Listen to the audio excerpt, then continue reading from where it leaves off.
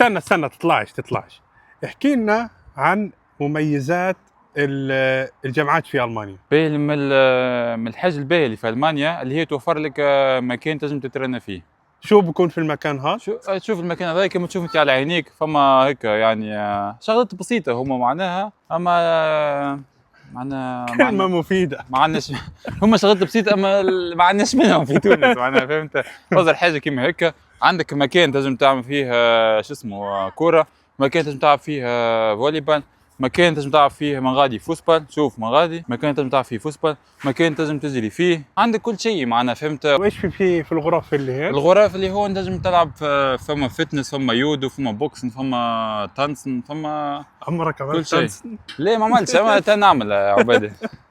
خلينا نطلع.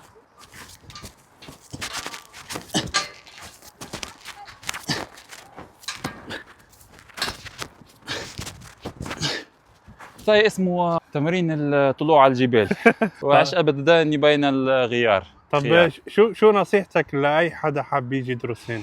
والله نصيحتي لهاجي يدرس هون يتريني. وتابعوا ايوب يا جماعه، بنزل فيديوهات عن التريننج وبوكسينج لازمك ديما تترين. اي لا خاطر برشا عباد تجي لالمانيا يمشي بها دراسه وكل شيء، اما هو وتريك تصل تقول له شكون تمشيش تترين، يقول لك اني عندي كلاوزو فاز وما عنديش وقت وكل شيء، اما هو تريننج معناها حاجه تنظم لك وقتك معناها، فهمت؟